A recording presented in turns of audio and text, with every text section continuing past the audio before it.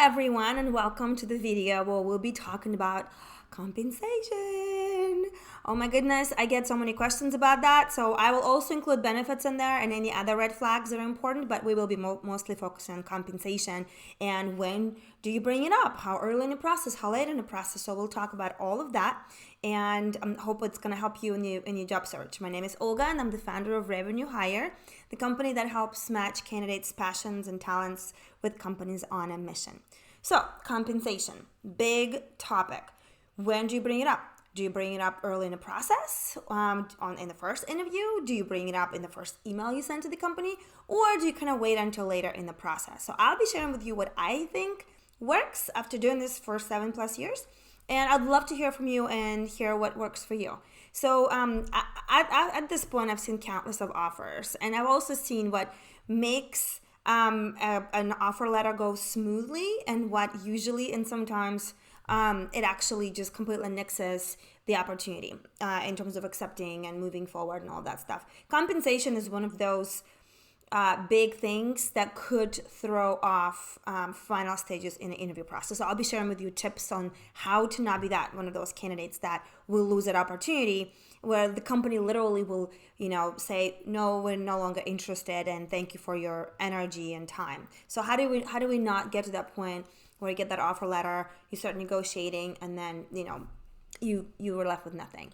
So how soon? The first thing we're gonna talk about: how soon do you bring this up? In my opinion, you do not bring this up in the first interview, and here's why. In the first conversation, and here's why. By the time you get to that first interview, if you do it right, and if you're focusing on getting the job that you really want, you already know this is a company you want to work for. You already know this opportunity you want to work for. So your number one job is to make sure you present what value do you have to offer. You never want to start the interview with how much money am I going to make, right? You, again, especially because it's the job that you want and it's because the company that you want, you got to do your research before and kind of know what's going to be the ballpark. Most importantly, though, you got to figure out what is your number, right? What is the total comp that you want to be, what you want to get? What's the base? What's commission? What's the total comp? Do you want this to be tied to your performance and get more? Or do you want to be more on the safe side and kind of get that, just the base that is a little larger, that's not tied to your performance? You have to know that. So by the time the interview comes, you need to focus on creating that value, right? Making sure the company sees that you are a match for this role. You have to show them your value before you start price negotiations. It's kind of like in sales, right? You don't want to start your conversation with sales, unless that's the kind of job that you want, and unless that's the kind of environment that you want. But I think because you listen to my video here, you are the person that wants a career, not just an 8 to 5 job here. So the first and the most important thing: don't start it early on, because that may turn the interviewer off, because they want to know, what am I going to get with you? What kind of value am I going to get for you? I'm focused on your performance, talking about your track record and what you've accomplished. So that is the big thing. Do not mention that, or don't ask that question. Well, tell me about the pay. The time will come, okay? So usually when we start talking about compensation is in the second interview, right? By the time you get to the second interview, you already know this is your second date, right? Or opportunity that they're interested. It's a longer interview. There's a lot more at stake. They're really getting to know you. It's not that initial 15-minute conversation. So they're serious. They're getting serious about you. So at the end, when they're asking you, and they should, what questions do you have for me? You go over and kind of talk about other, important things, and then make sure you address the compensation. What is the compensation like for this role?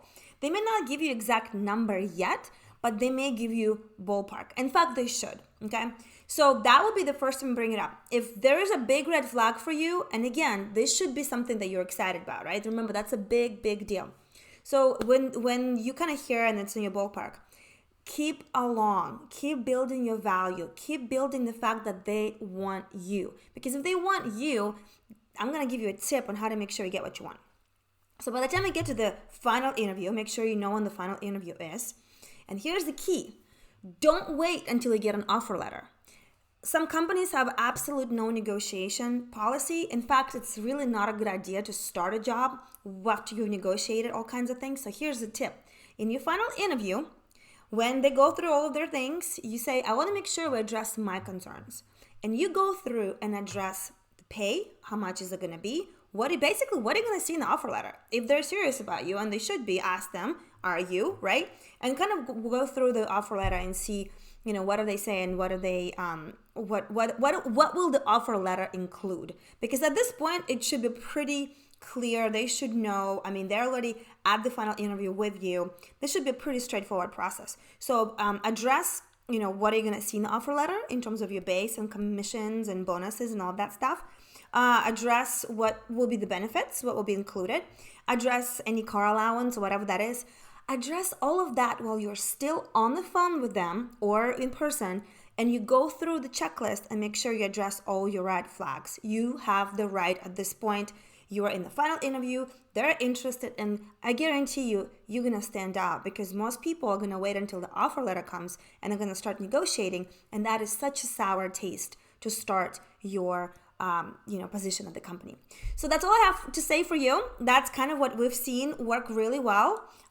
Don't wait until the offer letter actually arrives in your inbox. Make sure you address that kind of midway through the process and at the end of the process, and make sure you go for the job that you really, really want, so that way you can sell that passion and the contribution and the value, what you're going to bring to the table. So that way your number will make sense to them as much as their number will make sense to you. Remember, it's a two-way street. That's all I have for you. Let me know what you think and how it works for you, and I will talk to you guys next time. Thanks for listening. Bye.